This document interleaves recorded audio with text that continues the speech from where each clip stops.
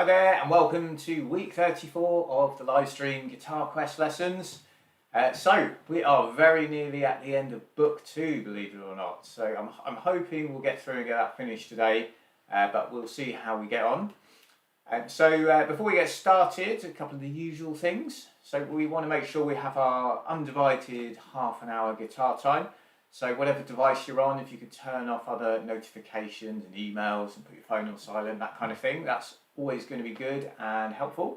If there are any children watching, I recommend an adult to be in the room just to kind of help guide through any ideas that perhaps they struggle to make sense of and that kind of thing.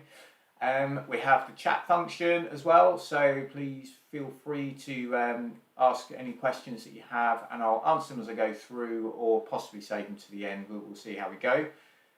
Or if you're watching this later, then please do feel free to add a comment underneath the video and I will endeavour to get back to you. But yeah, let's crack on. So we check our tuning to begin with, as usual. So it's our bottom E string, so try and make sure it sounds in tune with this, and by in tune I mean basically it sounds the same and not a bit higher or a bit lower or anything like that.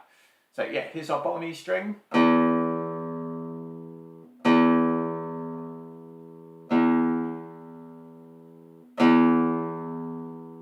Okay, and then on to A. And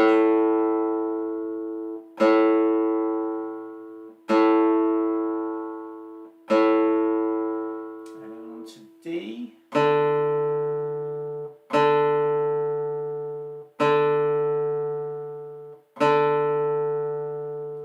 G, and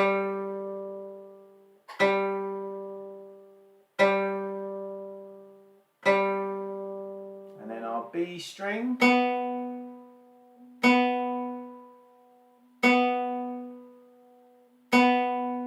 then finally top E.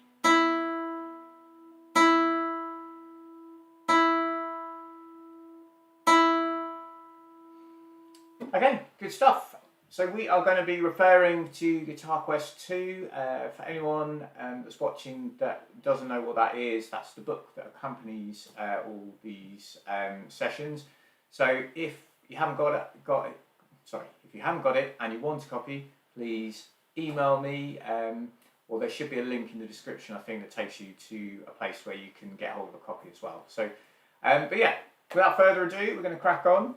So one of the exercises we covered a couple of weeks ago was number 26, old picture. So we're going to do this as a little bit of a warm-up today. So we have in here a couple of things to be thinking about, which are our sharps. So we have C sharp, second string, second fret, and our F sharp, first string, second fret. So rather than playing C here, we come up to the C sharp, and rather than playing F here, we come up to the F sharp. We've also got tied notes to be thinking about to try and make sure we get the timing more or less right. There's some crescendos in there as well, which are very welcome to add in. But yeah, timing and notes, as I always say, are the most important things. So let's try it then. So after 4, it's just once through, no repeats or anything like that. So here we go. Okay, so 1, 2, 3, 4.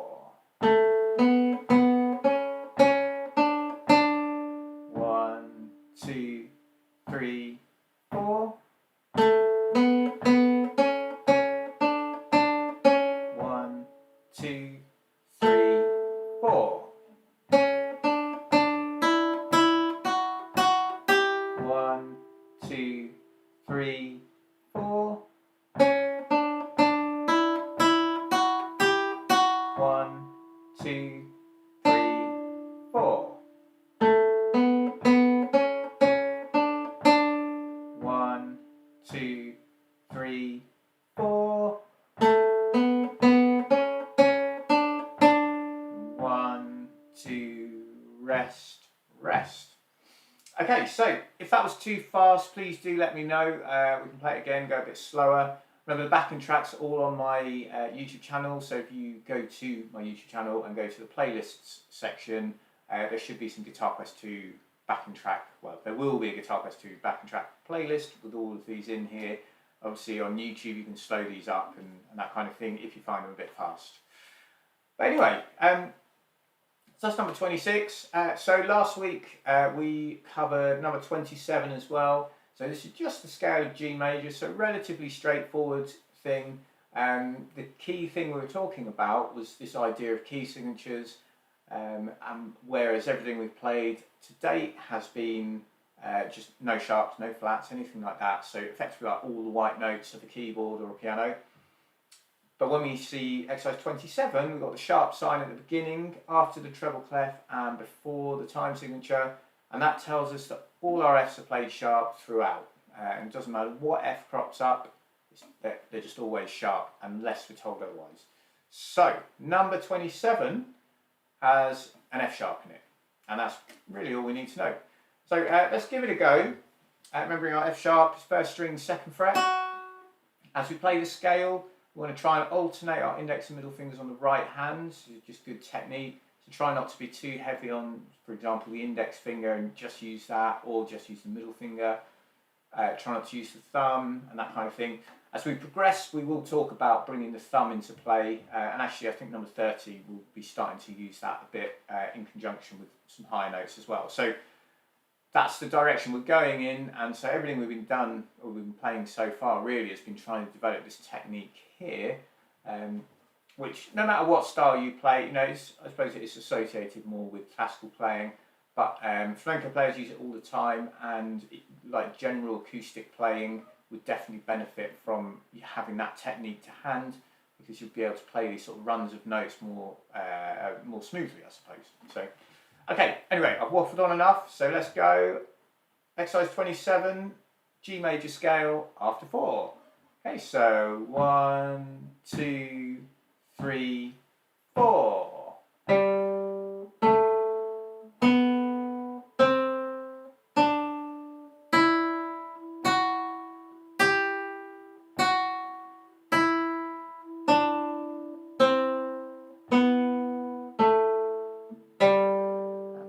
At the end. So yeah, G major scale, hopefully that went well. As I said in previous videos, give yourself a pat on the back if it did. This type of scale, if you ever decide to take any grades, is the sort of scale that will crop up at grade 1, so that gives you an idea of the sort of level we're at currently in the book. But yeah, let's turn the page. So last week we also had a go at exercise 28, which is called Home. And this one's got quite a few repeats. We've got our key signature with the F sharp as well. So we want to obviously remember the F sharps. There's lots of tied notes as well. So there's quite a few things to be thinking about. The key thing I would say is on the first line, we start with a minim. So we go 1, 2. Then there's the tied note. So the next note we play is on the and after 3. So we go 1, 2, 3, and 4. And it's that kind of idea that happens on the first line and the last line. On the middle line, the first note that's tied is a crotchet with a quaver. So we play on beat 1, but then we come in just after beat 2. So it feels like we're coming in earlier than the previous line. So lines 1 and 3, we come in just after beat 3. Obviously including beat 1, and line 2 we come in just after beat 2. Okay, hopefully that made sense. And remember, we've got lots of repeats, so we're going to play each line twice. Effectively, that's what the repeats are telling us. So we'll play it with all the repeats, take it relatively slow, and just see how you get on. So good luck, everybody, and here we go. Okay, so 1, 2, 3, 4. 1, 2, 3, and 4. 1, 2, 3, and 4. And 1, 2, 3, and 1, 2, 3. Back to the beginning. 2, 3. 2, 3. 2, 3. 2, 3. Second line. 2. 2. 1, 2. 2. Repeat that line. 2. 1, 2.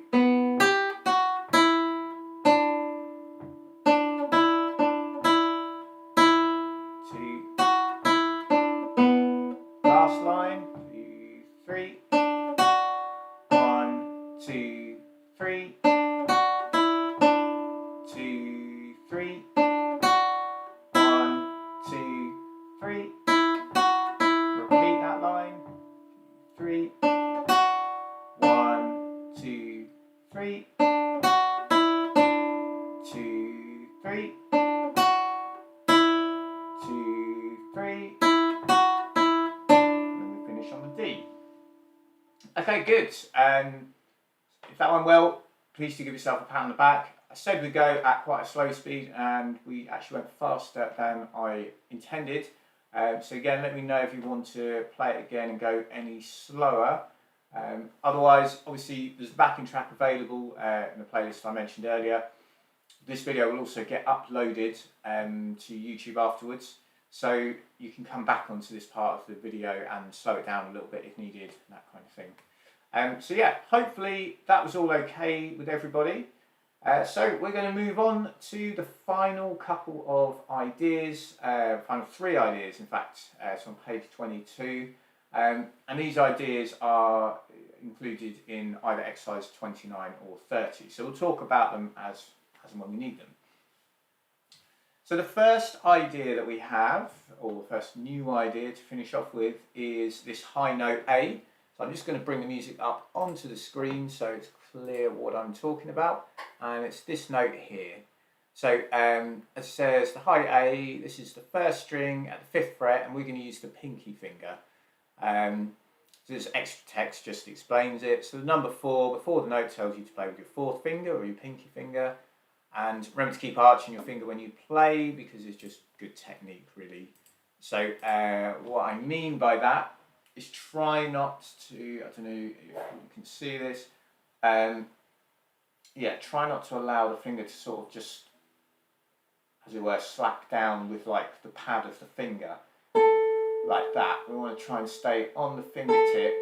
Let me just zoom in a little, hopefully you can, I don't know if that's going to help or not, but something like that and not that kind of thing. So that's just a technique thing that we want to try, and always be on your fingertips effectively. Okay, so if we looked at exercise 29, and yeah, so the next idea about the quaver rest isn't going to come up in this one. So we'll talk about number 29 now. So we're going to be up on this high A here, and it crops up obviously quite a few times, as you can see throughout the piece. The rest of the notes, hopefully you won't find too bad. They're all sort of typically around the 1st and the 2nd string. So these are notes that we've obviously played quite a lot of in the past. So, you know, if you've been doing your practice, then hopefully these notes should feel pretty straightforward and pretty comfortable to you now. If you haven't, then you know what to do. So, but let's give it a go. The other thing I should mention is at the bottom of the exercise we have a diminuendo. So this is the opposite of a crescendo. So a crescendo, we sort of start at whatever volume we're at and get a bit louder, and a diminuendo is the other way around. So whatever volume we're at and get a little bit quieter. Whether you choose to do this or not is up to you. It's as mentioned already today, it's always better to get the notes and the timing correct before adding that kind of detail in. The other thing, right at the end, we have the word rall above the penultimate bar on that A there, and that's short for rallentando, and that means we're just going to slow down a little bit. So as we get to those final 2 bars, we just sort of put the brakes on. So think of it, for those of you who are watching that have driven a car before, we're applying the brakes and the car is slowing down gradually, and it's not a like this speed and then suddenly we're slow at this speed. So it's a gradual kind of decrease. It's only what we've got 5 notes, so it's it should be noticeable. If it was a longer section, it would be much more obvious, I think. It will be what it will be when we play it. There's quite a few dynamics as well, so feel free to have a go, but obviously we don't want to focus on those too much straight off. But yeah, I'll play it through. There's no repeats or anything, so have a listen. If you want to join in, you can do, or otherwise we'll try it again together in just a minute. Okay, so starting on the A after 3. So remember, A is our new note, 1st string, 5th fret. So 1, 2, 3.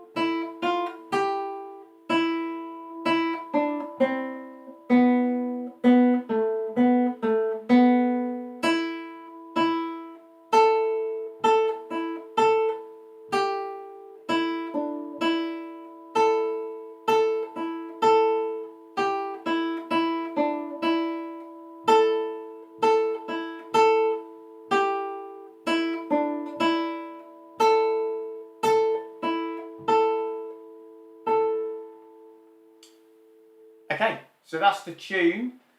Hopefully you could hear the slowdown at the end as well. Gives you an idea of the sort of thing we're going to try. So let's play it together. We will go slower than that. So obviously if you have any questions, please do let me know. Otherwise, we're going to take it away after 3. Okay, so here we go. So 1, 2, 3.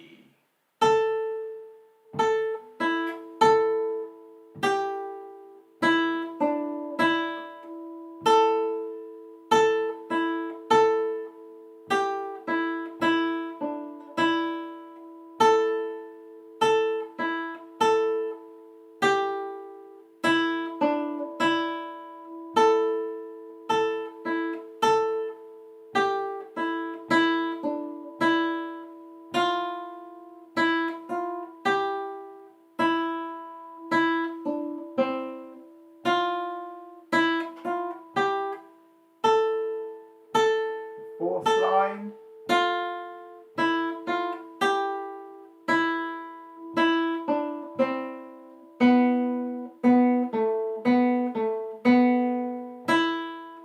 Penultimate line.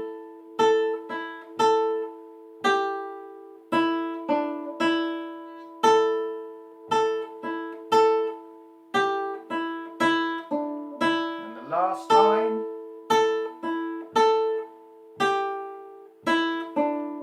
Slow down.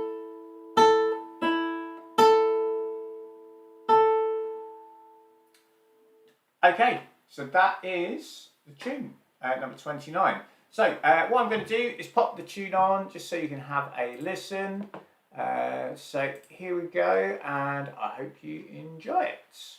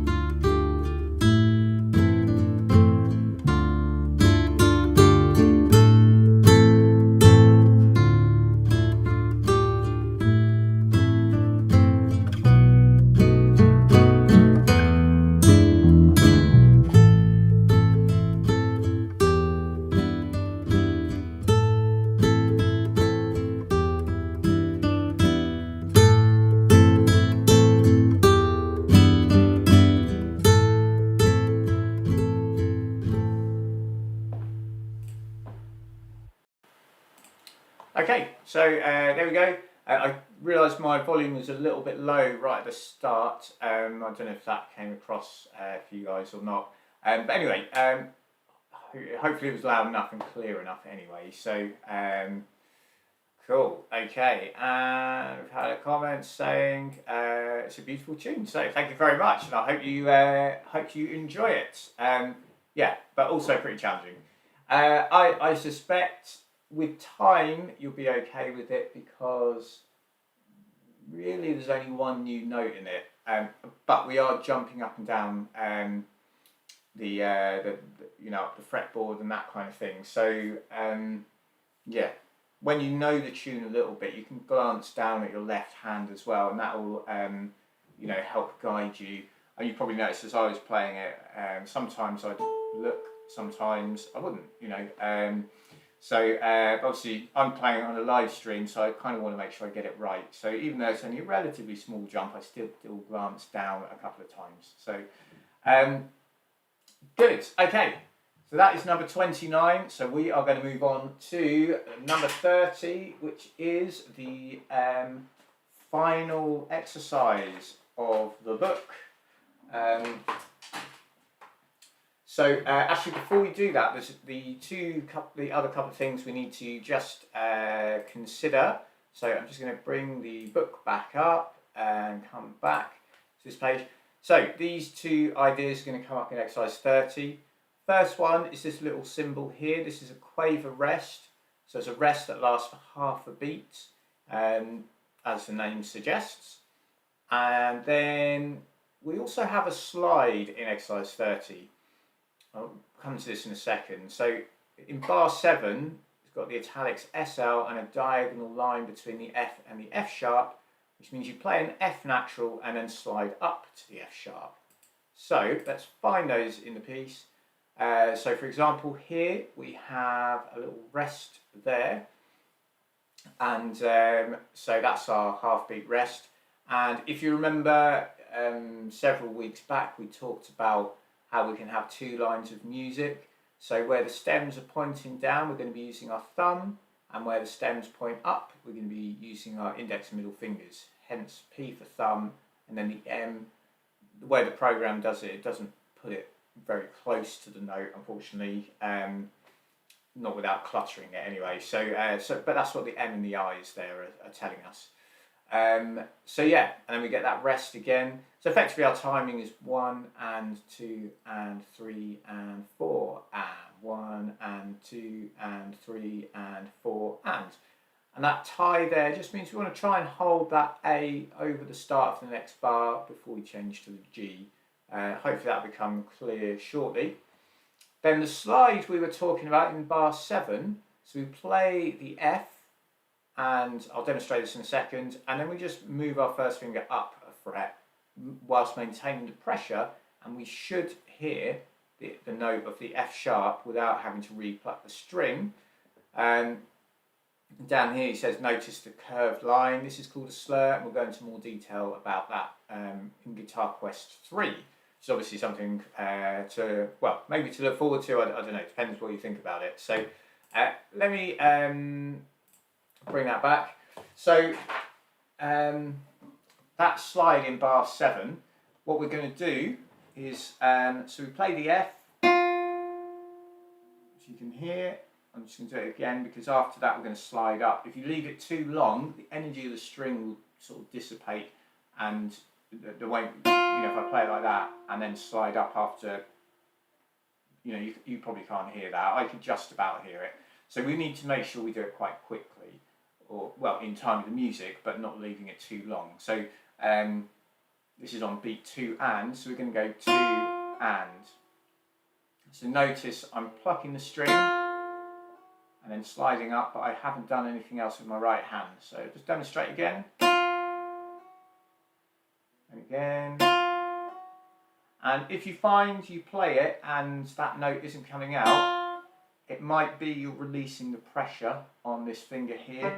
So we need to make sure that we're not relaxing. So even as you slide over the fret wire there, you still need to be pushing down quite hard. slides in guitar playing are incredibly common, so definitely something you want to kind of get to grips with. You will sometimes see this kind of thing where you just move up, that kind of thing. That's quite common, but for what we're doing today, it's going to be a slide and a very definite kind of sound. So let me play it to you. We've got a couple, line 3 and line 4 are both played twice. We've got a DCR Fine as well. So it's a relatively long piece, but see what you think, okay? So remember to start with, we're going to start with the thumb, and then we go to the high note, and we'll be using our fingers for that. So we go thumb, index, thumb, middle, that kind of thing. Okay, so let me count you in if you want to join in, obviously, or just have a listen so you can get a feel for what's going on. So here we go. So 3, 4. Actually, that would be too fast. Sorry. So 3, 4.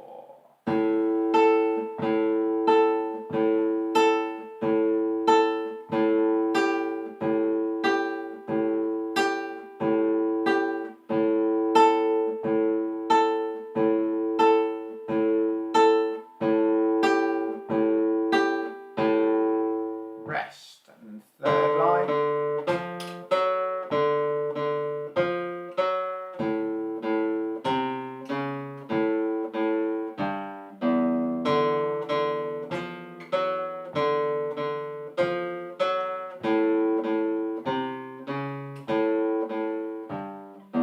Fourth line.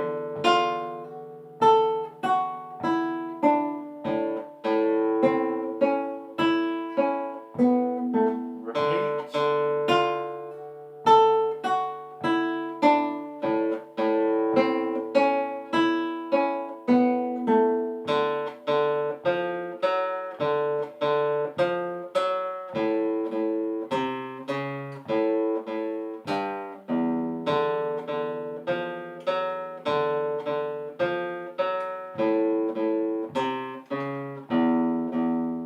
That's beginning.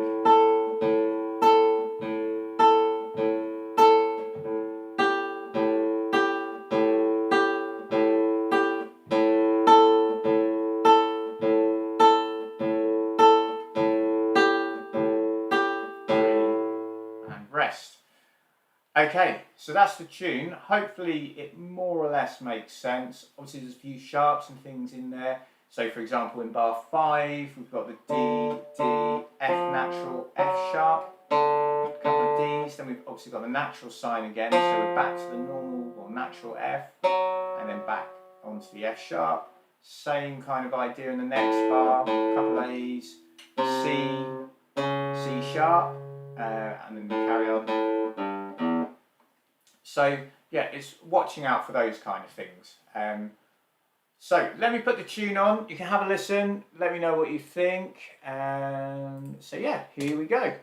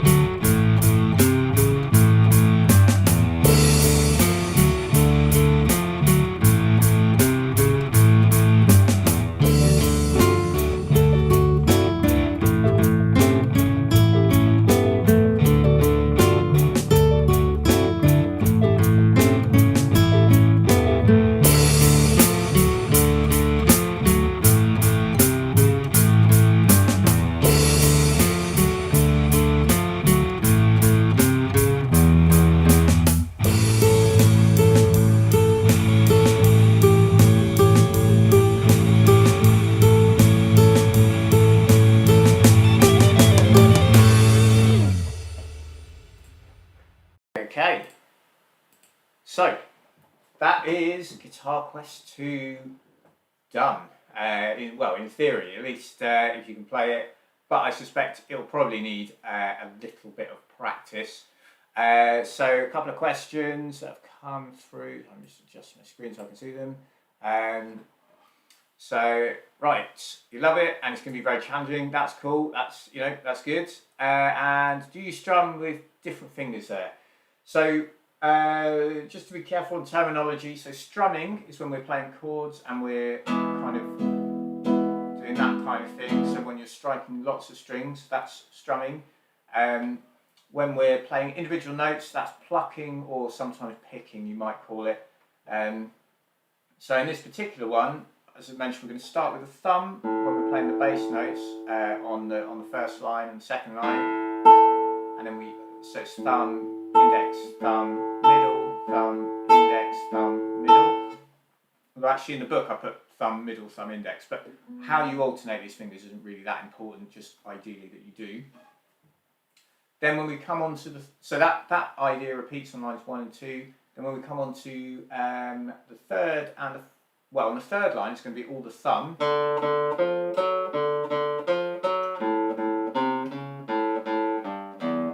Then on the fourth line, we've got the P underneath the first 2 Ds. Then we're going to use I've gone middle finger again here actually.